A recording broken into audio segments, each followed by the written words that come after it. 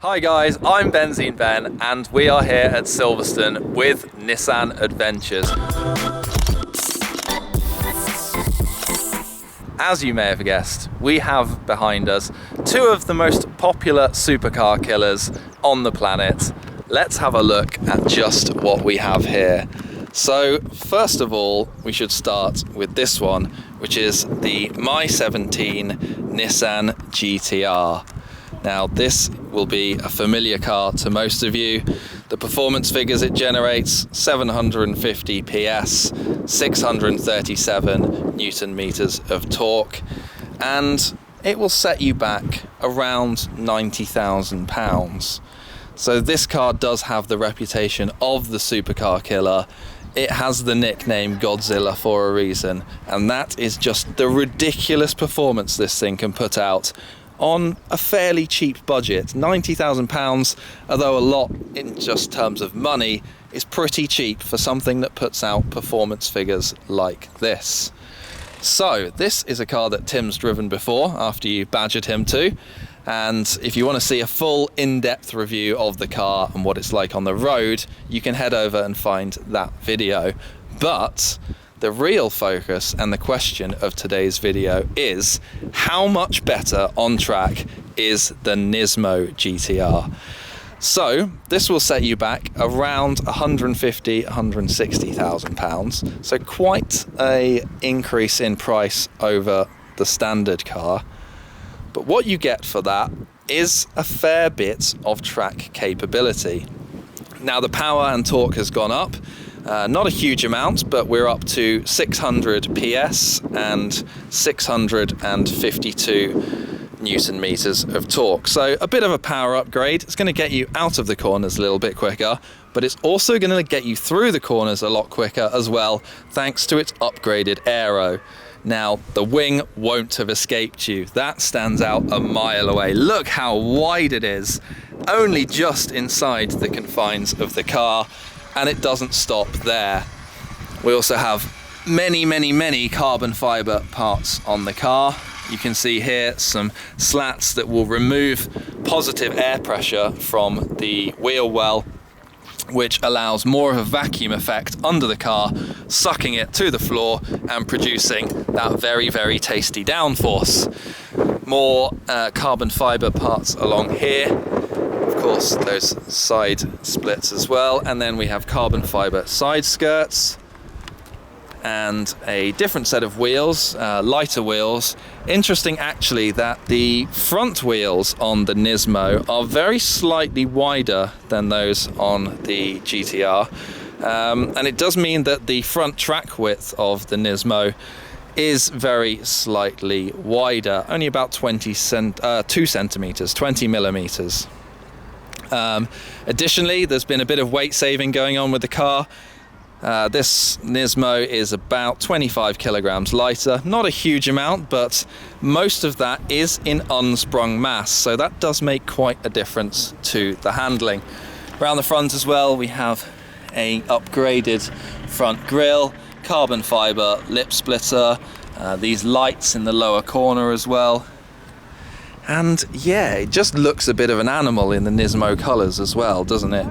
That white and black with the carbon and the red stripe. So, we will be answering today, how much does £60,000–70,000 get you in terms of performance in the Nismo GT-R? Now this is something that is right up my street, taking two weapons out on track and seeing just how quick they are.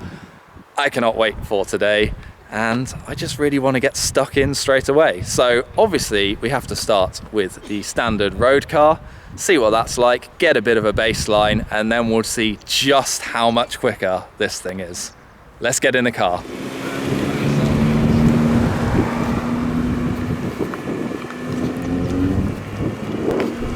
Okay then guys, heading out to the track in the 17 Nissan R35 GT-R.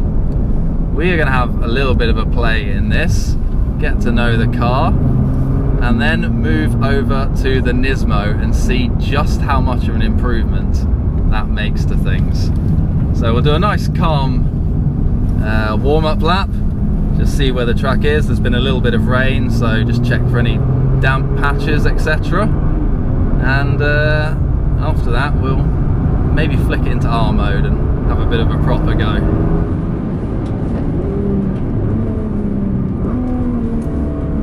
Lovely downshift noise. Does push you back in the seat.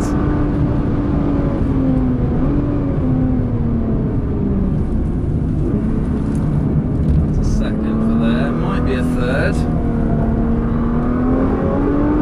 Wow.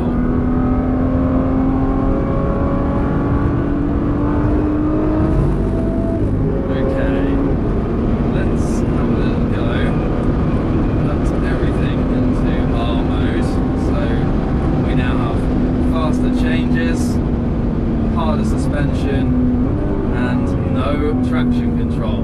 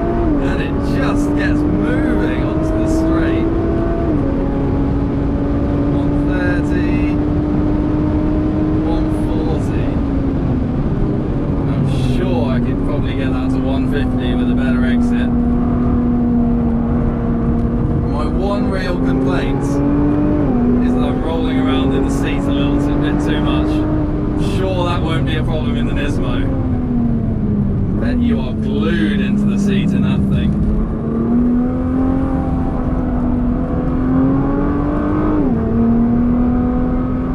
It's a little bit lighter on the throttle to kill that understeer.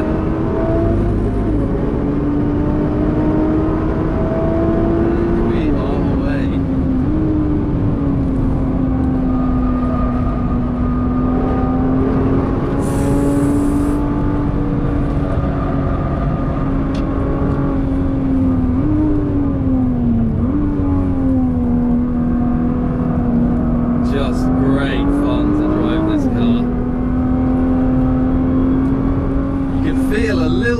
Helping you out, just adjusting what the tyres are doing, that torque vectoring, just feel it playing around a little bit.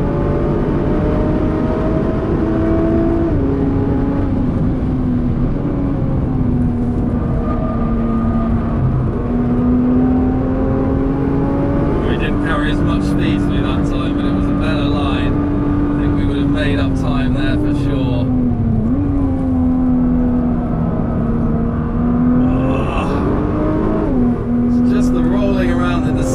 Literally my only complaint. The rest of it is a joy to drive. What an awesome car. Feels so capable, very confidence inspiring, quick, that goes without saying, but I can only imagine the Nismo is going to be just another giant step forwards. Cannot wait for that thing. Let's pull up alongside it and let the car cool down. Put it into park. Very cool. So we're now in the Nismo, Godzilla Prime, king of the kaiju. Let's see what it's like on track. So we're going to start off in everything in R mode, as we should in this car. Proper piece of kit. So probably have a bit of a slowish build-up lap just to figure out exactly what this car's all about. Already I can tell the turn-in is just that little bit sharper. You do feel the bumps a little bit more.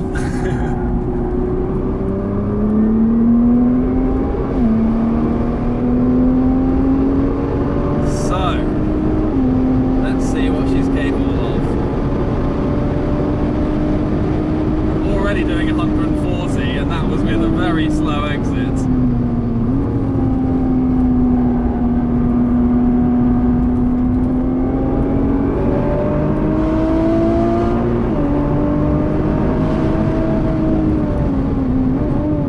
Feels good on the brakes. Needed a bit more pressure there at the end and it gave it to me.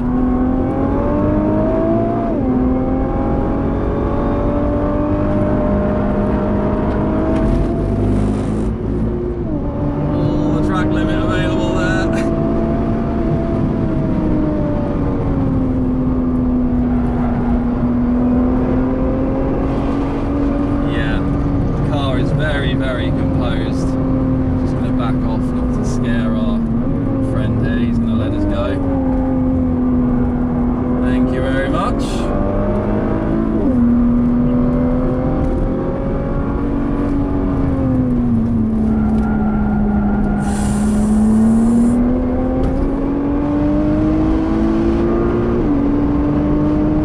This car is definitely another step above 140, 145, still probably way early on the pedal. 148 there. 148, wonderful.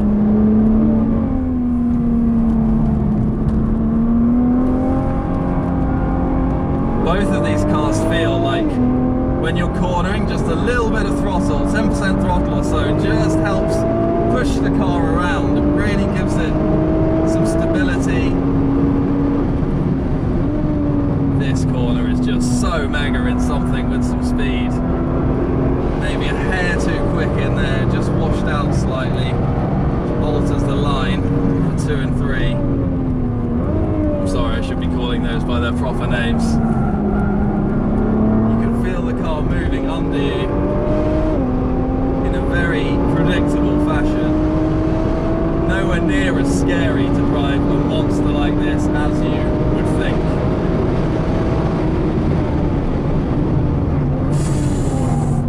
It's damn good on the brakes. Getting to know this car, you would have a lot of fun pounding around here on a track day, figuring out just what you could do with this, just where your limit was. I'm sure you would probably find that limit before you found the limit of the car, because this thing is an animal.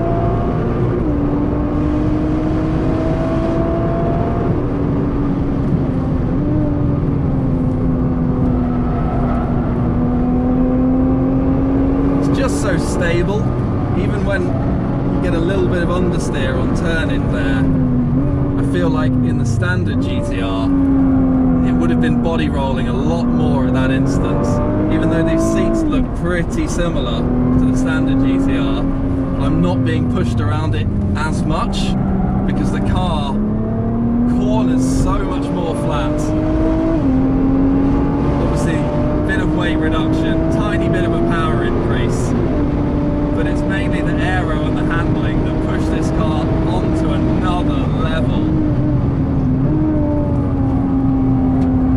There, bled out the brakes slightly earlier there, bit of a faster minimum speed. What an awesome thing. This is a proper race car. So you hear those tyres squealing, you can tell when the car is at its limit, and it's just manageable. It's easy. The improved handling is definitely another level. Whew. Well, just gonna let the car cool down, do a bit of an in-lap, try and gather some of my thoughts.